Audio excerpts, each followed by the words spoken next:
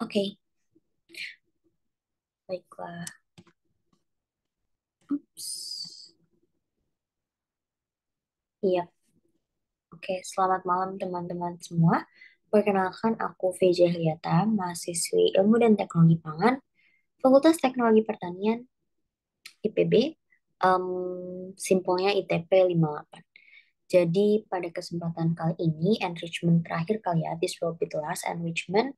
I will share like little bit information gitu kali ya. Point of view sih sebenarnya not really tentang theoretical dan lain-lain, tapi lebih ke my previous experience, terus dijadiin point of view, dan kita akan membahas terkait tips dan trik juara KTI. There will be four section. Yang pertama tentang bridging mungkin kali ya. I will share my reason why-nya, kenapa. Yang kedua tentang overall aspek yang mungkin bisa juga diimplement untuk kegiatan lomba lainnya. Yang ketiga lebih spesifik into KTI. Yang keempat there will be like important notes yang mungkin bisa se- di apa ya di adjust buat teman-teman semuanya. Dan mungkin ini akan sesuai dengan jika kalian memang ingin ikut berbagai macam kegiatan perlombaan, khususnya KTI atau lomba setipenya gitu. Let's start kali ya yang pertama. Jadi ini short story aja. Sebenarnya selama kegiatan perkuliahan, I would say kayak mungkin ke 70% dari kegiatan yang sudah aku lalui itu selain akademik ya 70%-nya kegiatan lomba gitu. Kegiatan lomba yang berkaitan dengan em, akademik sih. Jadi kayak karena basis expertiseku di food science, jadi kegiatan lomba yang aku ikutin memang benar related to food touch gitu. Satu itu. Dan selama perkuliahan sebenarnya hal itu didorong karena ketika masuk ke IPB, I would say that aku benar-benar asking myself sebenarnya apa sih yang mau di-achieve pas kuliah, dalam artian sebenarnya kuliah tuh harusnya tuh ngapain gitu. Apa aja sih yang dilakukan sama mahasiswi-mahasiswi tingkat atas gitu pas mereka kuliah. Jadi di sini eh, terpampang foto semester ketiga, di mana itu adalah semester pertama kita masuk ke departemen gitu. Jadi pas masa-masa ini kurang lebih pas awal juga, pas semester satu semester 2 semester 3 I would say that already knowing what I've been looking for gitu loh. Jadi kayak apa sih yang sebenarnya aku cari selama masa kuliah. Realizing sebenarnya when I was in high school, aku tipikal orang yang kayak datang ke kelas cuma untuk rapat OSIS gitu. Karena waktu pada saat itu aku tipe orang yang kayak ikut banyak banget kegiatan organisasi gitu. Dan aku belum mengenal kegiatan akademik yang tapi dia tuh konsepnya lebih ke perlombaan gitu. Jadi ya simple things yang mungkin bisa diceritain kayak gitu.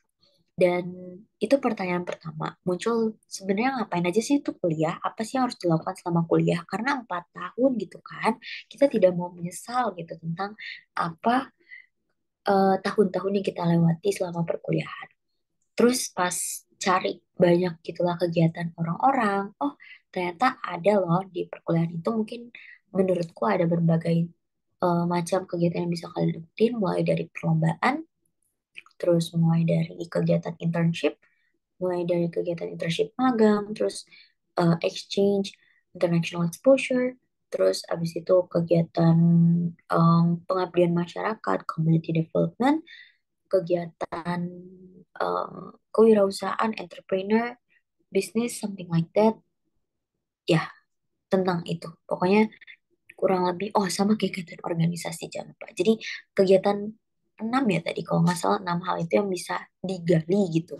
Nah, selain mencari tahu apa yang harus dilakukan selama kuliah, aku tipe ke orang yang berpikir itu always at the end of the process tuh mau ngapain gitu. What is our goals-nya tuh apa sih gitu. Jadi kayak orang tuh bilang abis after you graduate there will be two possibilities. Yang pertama kamu bisa jadi praktisi, yang kedua kamu bisa jadi akademisi. Itu jawaban template orang-orang pada saat itu.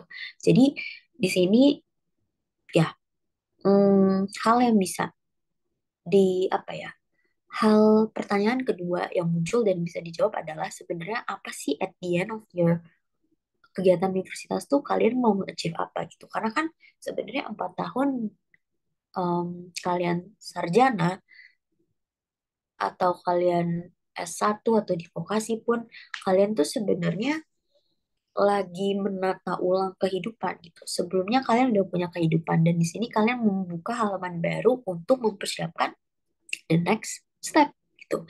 Jadi, what I'm going to say in here, 4 tahun itu bukan waktu yang lama loh gitu. Jadi itu cepat berlalu gitu. Perasaan kemarin aku baru masuk semester 1 dan sekarang udah tahun keempat gitu. Jadi yang mau aku sampaikan di sini, coba eh getting know apa sih yang sebenarnya kalian targetkan selama masa kuliah. Dan tiap orang bisa berbeda. Kalau aku waktu itu memang pengen belajar dari eh, hal yang lebih di luar kelas. Dalam artian, aku tipikal orang yang percaya kalau misalnya belajar di luar book, di luar notebook, di luar kelas, selain mendengarkan dosen ngejelasin atau kalian baca materi, presentasi, dan lain-lain, lebih ideal kalau misalnya kita bisa mencari tahu, explore dengan diri sendiri gitu ya. Apa aja sih yang relevan pada saat masa perkembangan si ilmu itu sedang berkembang. Ya, simpelnya kayak gitu. Jadi, eh, bisa dibilang bahwa aku menarik kesimpulan ada dua pertanyaan yang bisa aku jawab di sini. Yang pertama, selama perkuliahan, aku mau membuat masa perkuliahan itu benar-benar making something big untuk diriku sendiri. Something bignya tuh dalam artian di sini itu adalah achieving banyak hal. Dan salah satunya adalah kegiatan perlombaan. Dan yang kedua, yang pertanyaan yang bisa aku jawab itu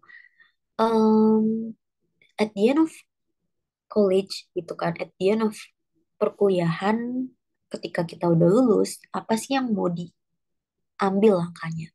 Either itu praktisi atau akademisi, kita harus punya basis profil diri yang unik, berbeda dengan yang lain. So that's why aku ikut banyak kegiatan perlombaan itu bukan cuma karena the way that I learn basis metodenya kayak gitu, tapi for me itu something yang juga membuat diriku unique and different from others dan aku punya expertise sendiri loh.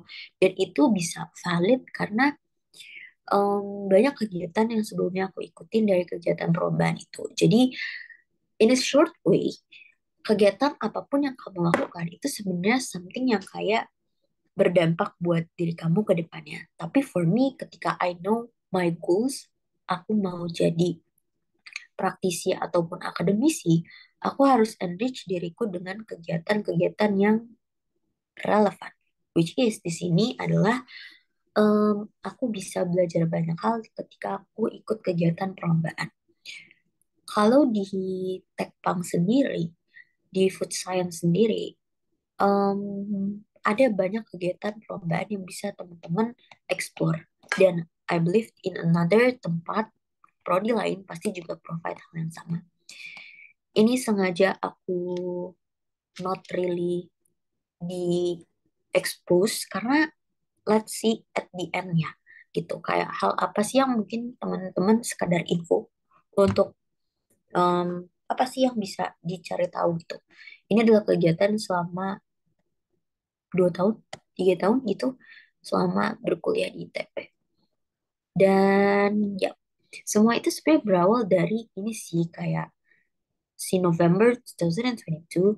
Jadi kayak waktu itu bisa dibilang kayak em, aku masih newbie banget dalam artian kayak masih belum pernah ikut kegiatan apa-apa dan di situ bertemu banyak orang-orang yang kayak wah mereka keren gitu dan mereka juga helping me untuk kayak realizing kalau misalnya kamu harus melakukan something big in your life gitu.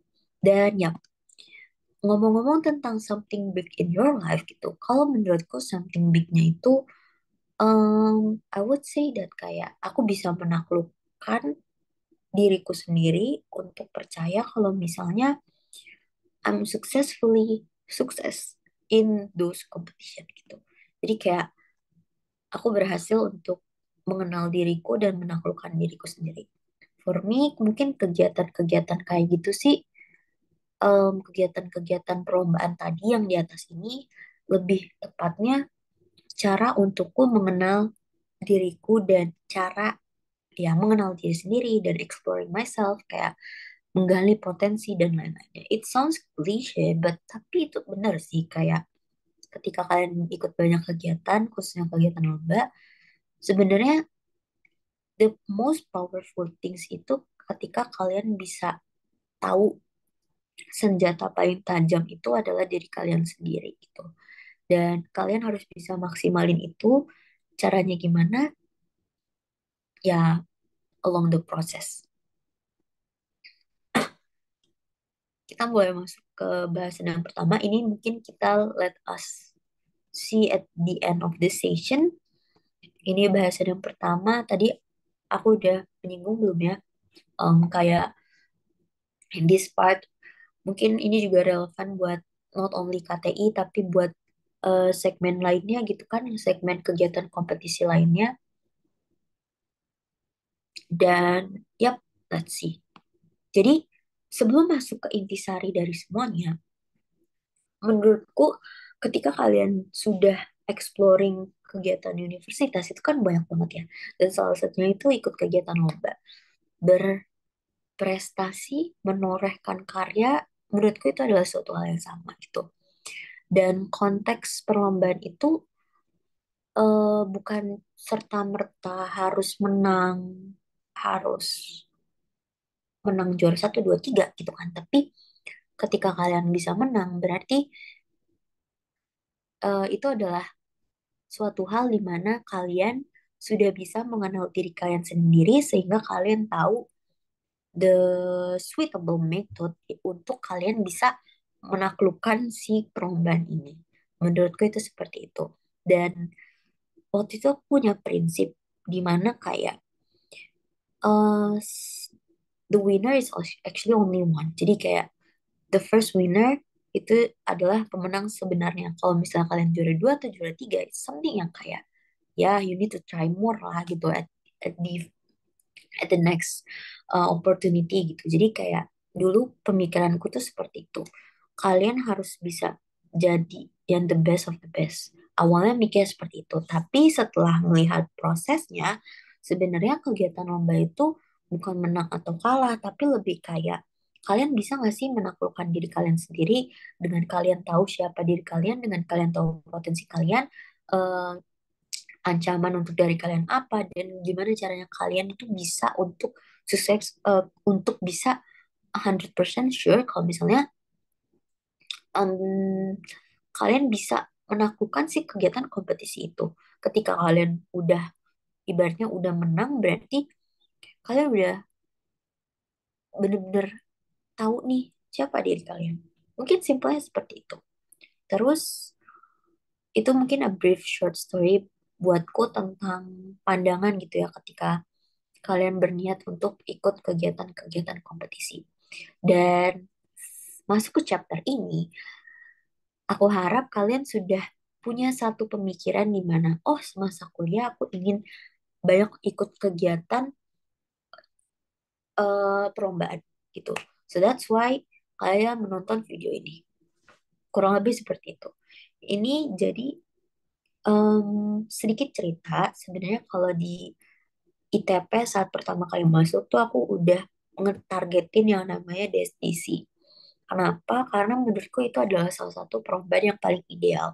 Ideal dari sudut apa? Dari sudut kita, em, dari segi pembelajarannya, terus dari segi effort yang dikeluarkan, terus dari segi dia benar-benar relevan dengan teknologi pangan sendiri gitu. Jadi kayak aku melihatnya dengan ikut kegiatan itu, berarti menurutku itu adalah suatu hal pembelajaran gitu. Jadi aku bisa matching ini jalannya dengan kegiatan perkuliahan gitu. Dapat materi di kuliah, terus ada ngeimplementasiin pas kegiatan perlombaan. Jadi kayak sekali dayung tuh semuanya dapat gitu.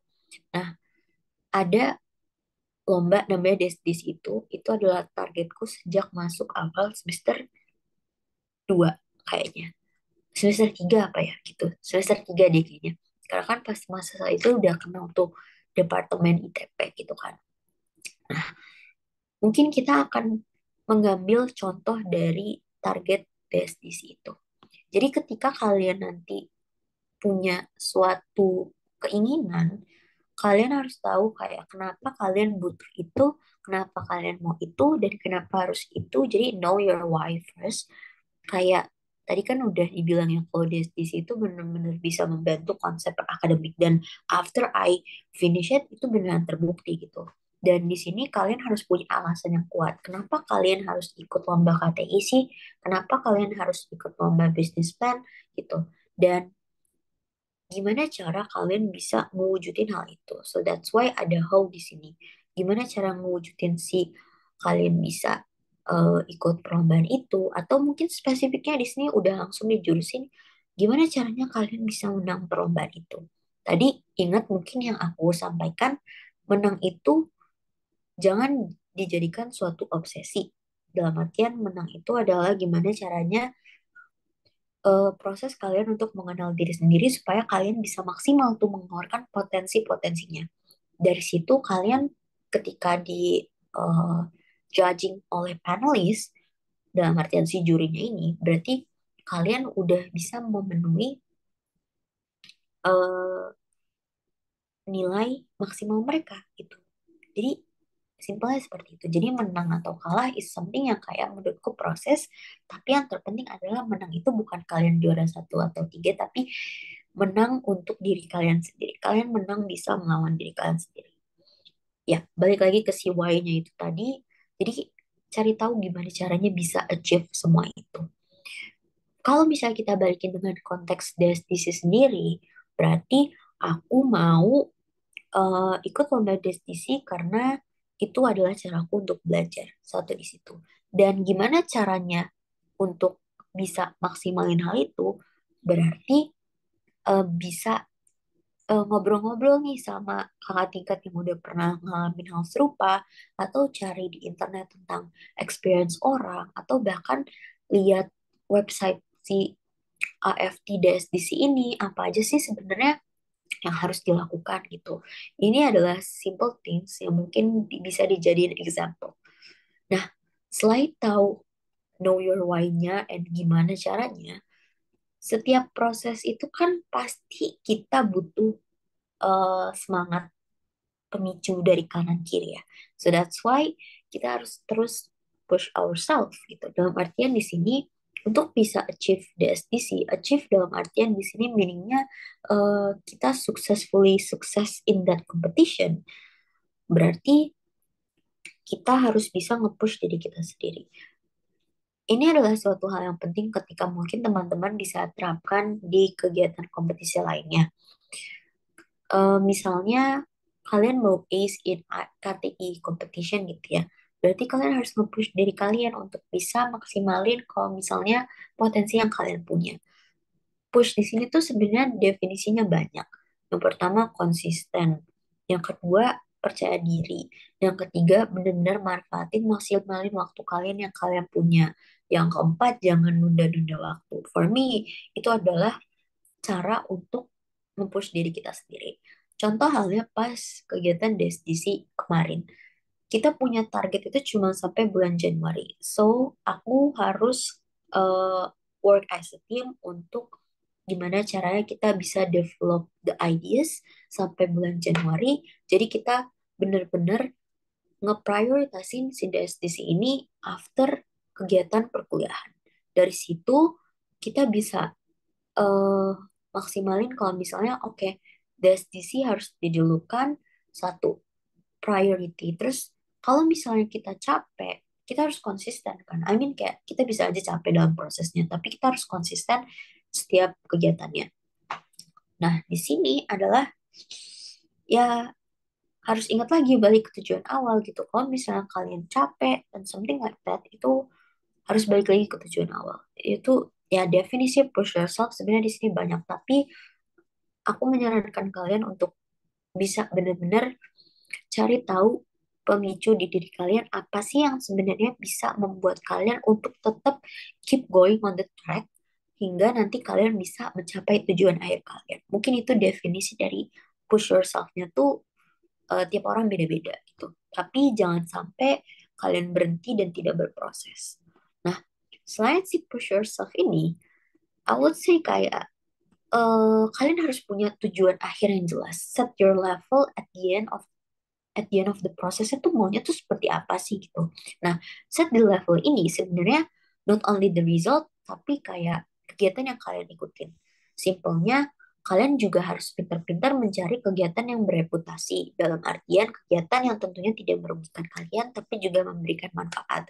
Misalnya lomba KTI di luar sana kan banyak ya. Lomba bisnis plan di luar sana banyak. Lomba poster, infografis di luar sana tuh banyak.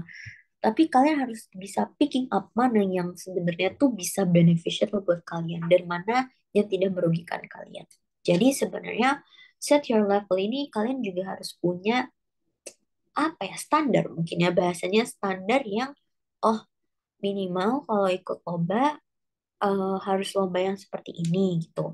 Minimal kalau ikut lomba lombanya harus yang ada eh, kriteria penulisan yang seperti ini atau minimal kalau ikut lomba at the end aku harus bisa jadi harus bisa achieve juara satunya karena menurutku itu adalah cara satu caraku untuk bisa maksimalin potensi diri misalnya seperti itu jadi make sure kalau misalnya semua target yang level yang kalian set itu adalah hal yang paling maksimal gitu caranya gimana supaya kalian bisa achieve itu tadi baik lagi you know tujuan awal ketika orang tahu tujuan awal dia dan dia pengen banget untuk ngedapetin ya pasti dia akan benar-benar suportif untuk diri sendiri gitu jadi kayak ya dalam di alam bawah sadar dia pasti udah nge-push untuk ngeproses semaksimal mungkin gitu. Nah, yap itu tadi set your level dan ini yang paling masih sering dilupakan sih khususnya sama diriku ya terkait eh, kondisi ketika ikut kegiatan relax aja, enjoy aja, pasti bisa dapetin apa yang kita mau. Jadi sebenarnya semua ini tuh tentang mindset ya. Kalau misalnya dibilang kayak kegiatan-kegiatan perlombaan. Contohnya kegiatan DSDC kemarin. Lagi-lagi I will take DSDC as an example karena itu adalah kegiatan yang baru banget berlalu dan bisa dibilang durasinya itu cukup lama gitu. Jadi pas kegiatan DSDC itu pasti kan pressure dari diri sendiri itu banyak banget ya. Aku tipikal orang yang memang mungkin punya standar setinggi-tingginya. Jadi, I need to become orang yang the best of the best of my version gitu loh. Jadi kayak aku harus bisa maksimalin pada saat itu gitu. Dan banyak banget mungkin pikiran kayak, aduh gimana ya nanti kalau misalnya nggak maksimal, aduh gimana kalau misalnya nantinya hasilnya tidak sesuai gitu dengan ekspektasi. Dan itu tuh sebenarnya hmm, membuat diriku tidak enjoy dengan prosesnya. Tapi enjoy di sini bukan yang benar-benar nggak enjoy ya, cuma kayak enjoynya tuh ya harus bisa relax juga gitu loh. Masih ada relax yang ya ini kalian ikut kompetisi juga lomba, tapi jangan lupakan untuk bersenang-senang gitu. Jangan terlalu so serious tuh, jangan terlalu seperti itu gitu. Mungkin it's okay, tapi for me aku butuh juga kayak asupan enjoy-nya tuh supaya bisa ngebooster semangat gitu loh. Tapi ada beberapa orang yang dia super super serius banget orangnya dan itu nggak apa-apa. Dan kadang kalian harus tahu fase mana kalian bisa enjoying the moment, kapan kalian bisa benar-benar harus keras sama diri sendiri untuk bisa mencapai targetnya gitu. Nah, I think this is actually the end of this part tentang apa ya? It's actually some tips kali ya. Tips untuk not all nggak terlalu tips juga sih, tapi mungkin aku akan menyadarkan kalian apa sih sebenarnya yang ingin kalian capai gitu. Nah, Mas ke fase yang kedua, ini more likely tentang KTI sebenarnya. Bisa diterapin juga ke non KTI, I guess gitu. Kalau misalnya kalian sesuai. Jadi part kedua ini tentang apa ya tips dan trik juga ya tentang spesifik ke si KTI-nya. Nah, bayangkan di sini sebelum masuk ke halaman selanjutnya, sebelum kalian apa ya, berkecimpung dengan ide-ide kalian itu, mungkin bayangkan di sini kalian posisinya ingin ikut suatu kegiatan. Oke, kita sebut saja nama kegiatan itu adalah KTI.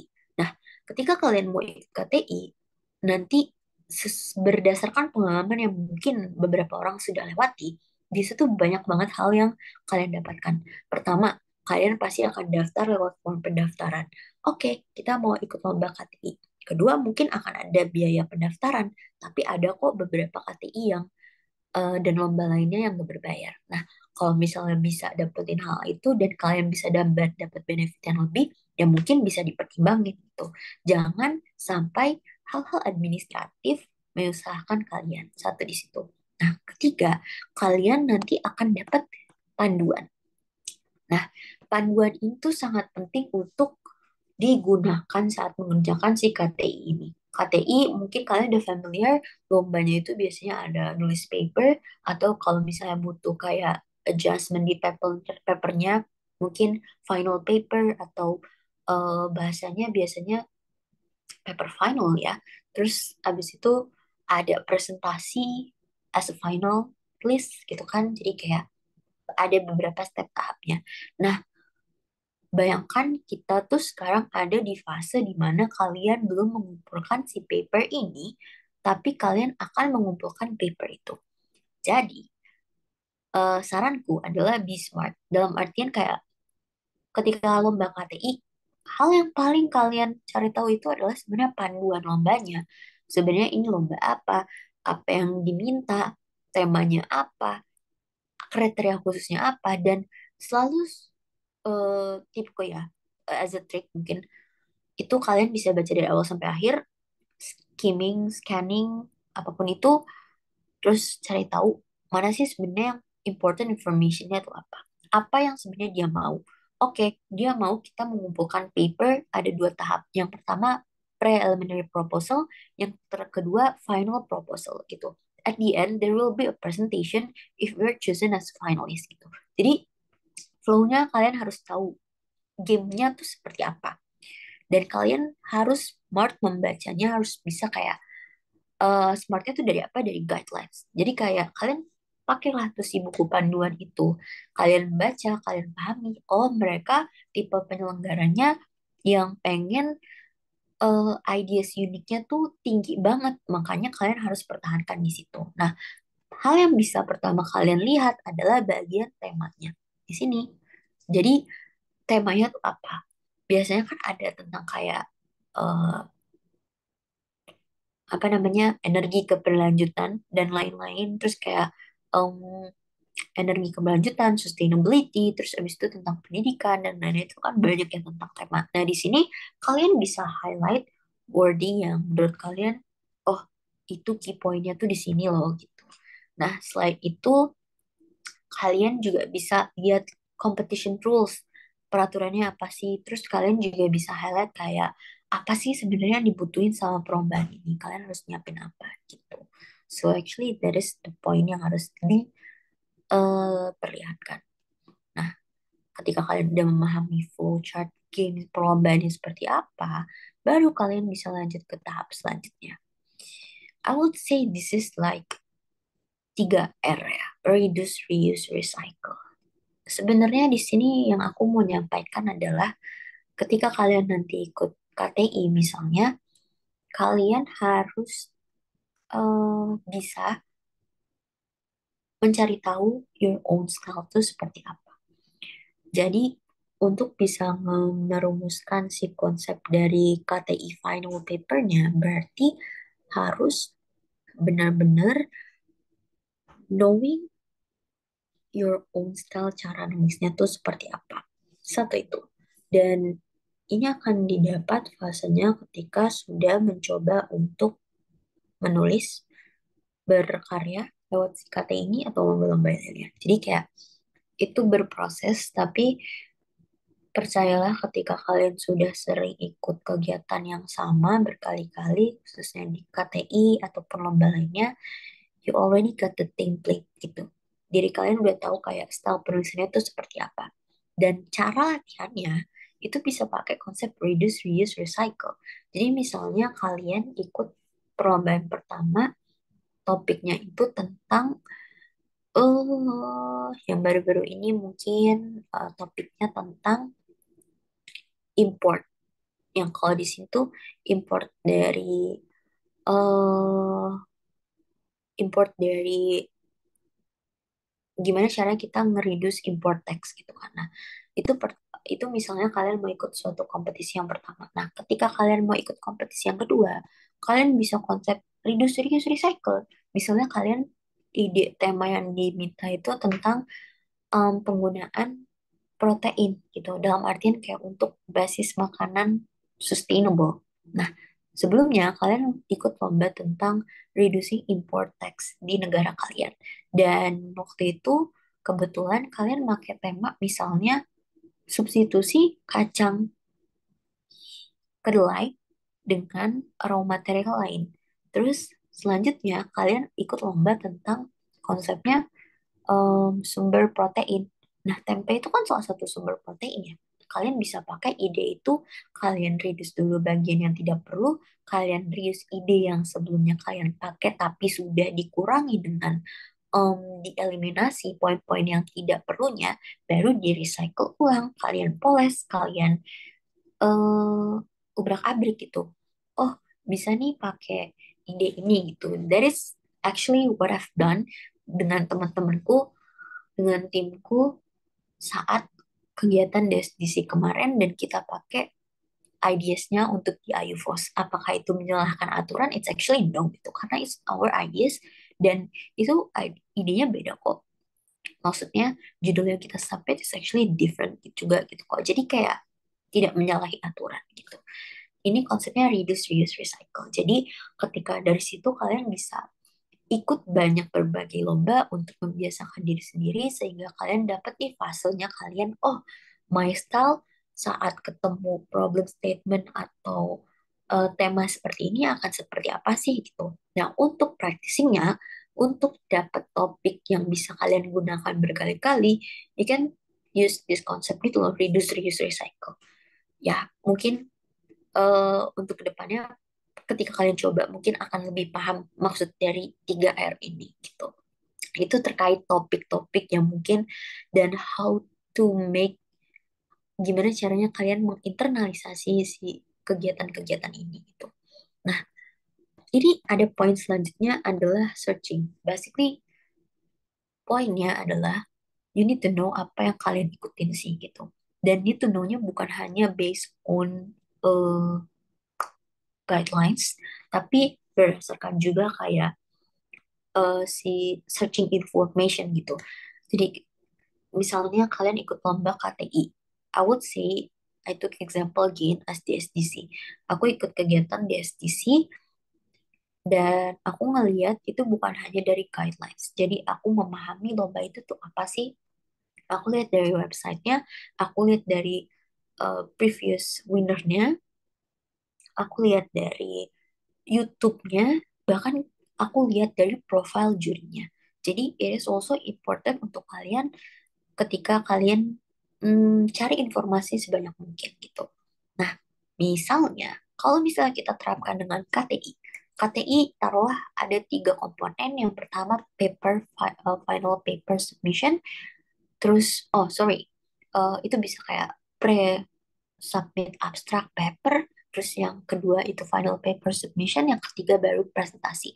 Nah, in each step kalian bisa nih pakai si metode search ini untuk cari informasi pendukung sebanyak mungkin untuk bisa kalian memahami sebenarnya apa sih yang dimau sama kegiatan penyelenggara. Nah, yang pertama tentang abstrak atau preliminary paper mungkin ya kita sebutnya. Jadi itu bisa jadi kalian cari contoh-contoh paper sebelumnya. Oh, kalian bedah tuh si isinya, dia tuh strukturnya seperti ini.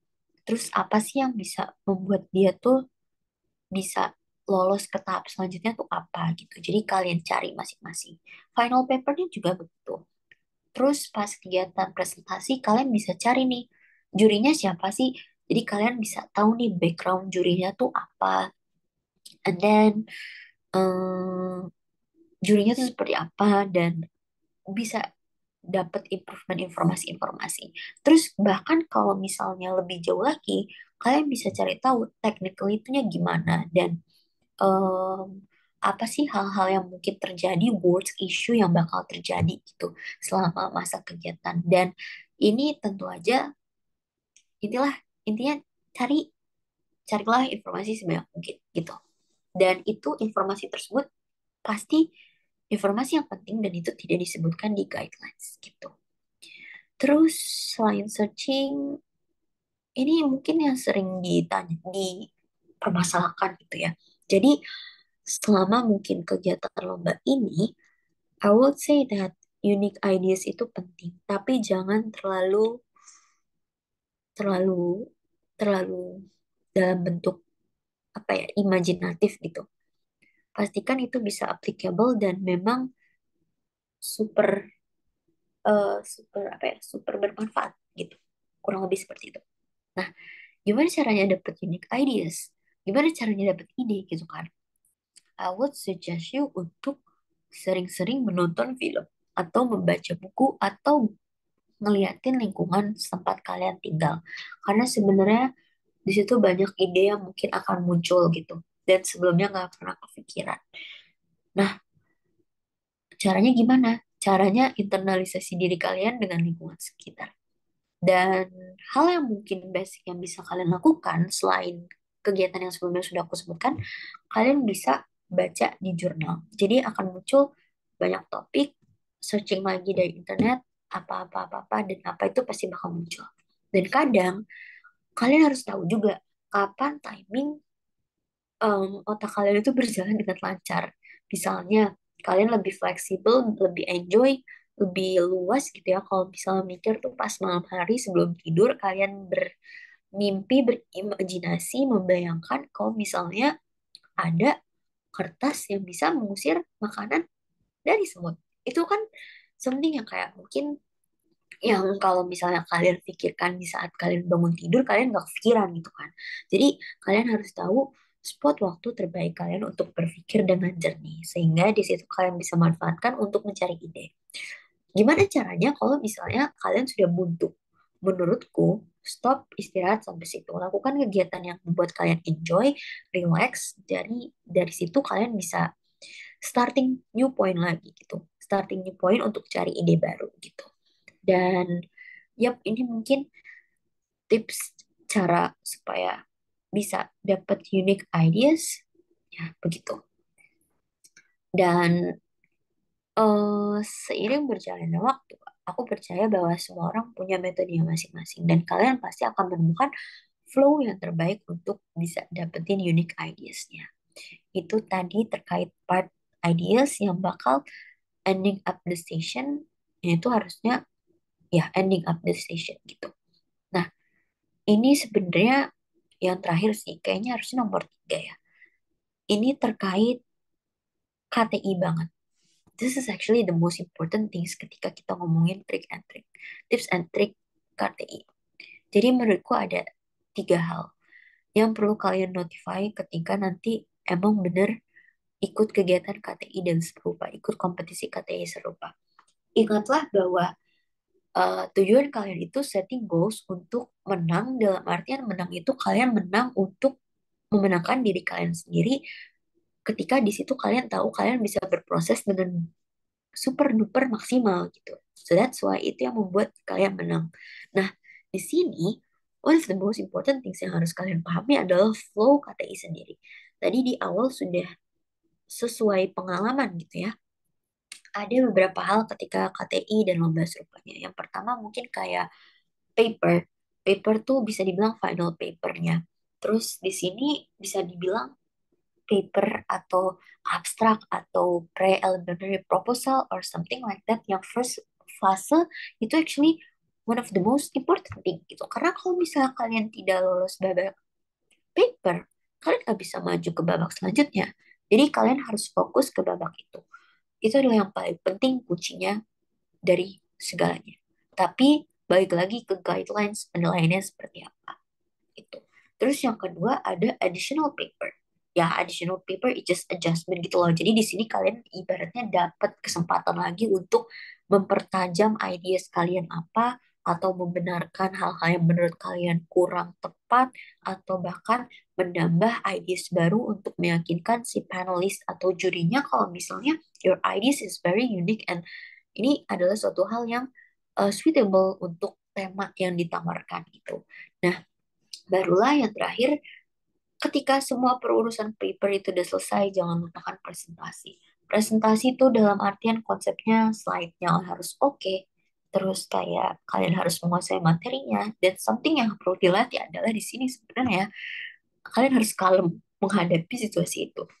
Jadi begini, beberapa waktu ke belakang, mungkin I would say kayak kemampuanku untuk kalem dan tenang itu tuh sebenarnya menurun gitu.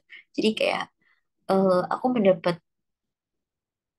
not pushing myself, tapi kayak lebih tepatnya kayak mendapat pemikiran kayak harus perfect, harus sempurna.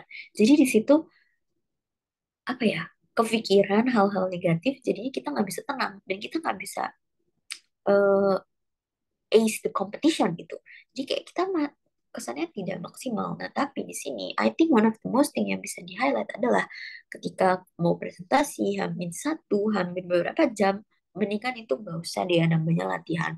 Mungkin kalian bisa improve, atau sebelumnya kalian bisa nyiapin teks, atau something like that gitu. Jadi kayak, eh, apa ya, harus tetap kalem. Itu adalah keywordnya itu. Berdasarkan kalem, tenang, enjoy untuk hari H presentasinya. Karena itu sangat menentukan mungkin untuk mood kalian selanjutnya akan seperti apa. Itu adalah notes penting dariku dan ya I think it's already enough sih, udah selesai, udah finish. Yap, ini adalah ketika menerapkan hal-hal sebelumnya, I would say that uh, bisa dibilang aku berhasil mengenal diri sendiri gitu. Kayak I know my own method, aku tahu mana yang suitable for me, mana cara gimana cara aku untuk kayak nge-push diri sendiri, apa tujuanku di awal, gimana caranya aku bisa set the goals dan bisa mencapainya dan lain-lain. Dan ini sebenarnya terima kasih bukan buat cuma terima kasih kepada teman-teman juga yang sudah mendengarkan ceritaku dari awal sampai akhir, tapi terima kasih kepada teman-teman yang mungkin udah ada di postingan ini as my teammates also. Yap, jadi kayak selama kegiatan itu tuh nggak bisa dipungkiri bahwa kita bukan individualis, tapi kita juga pasti bisa berworkflow dengan yang lainnya. Kita bekerja sama dengan teman-teman kita yang lainnya as partner lomba, gitu kan, atau as a partner competition, partner project, gitu, yang sebenarnya kita belajar banyak dari mereka gitu. Ini yang paling berkesan di kegiatan TSRA 2022 ya. Jadi ini adalah kegiatan pertama dan ini difasilitasi sama eh, kakak dari PRP IPB prestasi. Jadi itu waktu itu ini lomba, not lomba ya, it's actual competition, Tanoto Student Research Award. Ini kayak kita dari different university, and I'm the youngest one gitu loh. Bayangin kayak semua mereka adalah mahasiswa tingkat A, tingkat 3 4, 2 3 4 gitu. Jadi kayak aku yang paling kecil di sini, aku yang paling muda, dan aku banyak banget insight gitu loh. Jadi kayak sharing, dapat sharing sama mereka, dapat kayak kebuka gitu loh point of view-nya kalau misalnya kuliah tuh harus dimanfaatkan semaksimal mungkin, terus kayak cari tahu sebanyak mungkin kegiatan yang kalian pengenin gitu. Dan pokoknya super bersyukur ini adalah pembuka jalan mungkin untuk semuanya. Dan teman-teman kalau misalnya mau daftar kiting, ada lagi sih Tanoto TSRA tuh di setiap tahunnya gitu.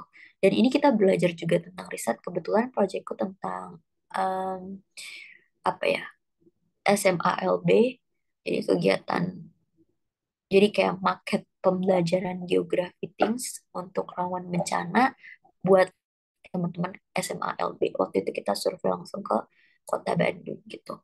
Terus ini ada NUS buat teman-teman ITP, I think kalau misalnya tertarik bisa langsung ikut dan ini super duper relate banget gitu sama jurusan kita kan. Jadi kita bisa langsung kayak belajar dan implement keilmuannya gitu. Ini juga sebenarnya different year, different team, tapi kayak same place gitu. Jadi kayak 2000, Juli 2022 aku ikut juga dan Juli 2023 juga ikut gitu. Terus oke, ini PKM. PKM RE dan super duper menyenangkan,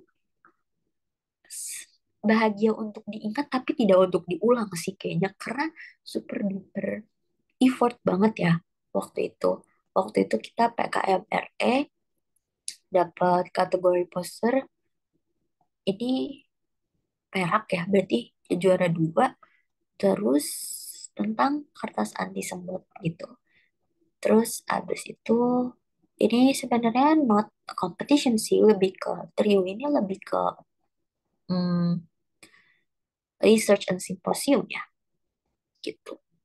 Terus waktu itu, oh ya, ini yang the paling baru bulan Juni KBMK 2024. Jadi sebagai anak food science, I also interest untuk bisa memahami gimana sih workflow-nya kalau misalnya di bidang bisnis gitu. Jadi di sini kebetulan ya masih harus banyak belajar lagi, tapi di sini belajar banyak improve sih sebenarnya pas lomba KBMK ini dan ya itu thank you buat Maha dan Lian. And ini adalah yang terbaru lagi Juli 2024 lomba destisi yang kemarin aku bilang. Yang tadi aku bilang, sorry. Dan ini adalah final research yang bulan Agustus kemarin diikutin. Jadi setelah ikut lomba PKM, ketika punya hasil riset, dipresentasiin di Trio yang bulan Desember 2023. Also, the NUS SEIFF itu tuh Singapore Interland Food Forum. Jadi we present a lot. Dan di sini jujur ternyata ini adalah konsepnya tuh scientific way forum, di mana sangat berkesan karena kita nggak cuma sharing our progress, tapi kita juga dapat input dengan eh, dapat input dari apa ya kegiatan-kegiatan yang orang lain lakukan juga. Jadi kayak kita bisa lihat research orang lain dan kita bisa kayak making a connection dengan dosen di sana, dengan profesor di sana dan lain-lainnya.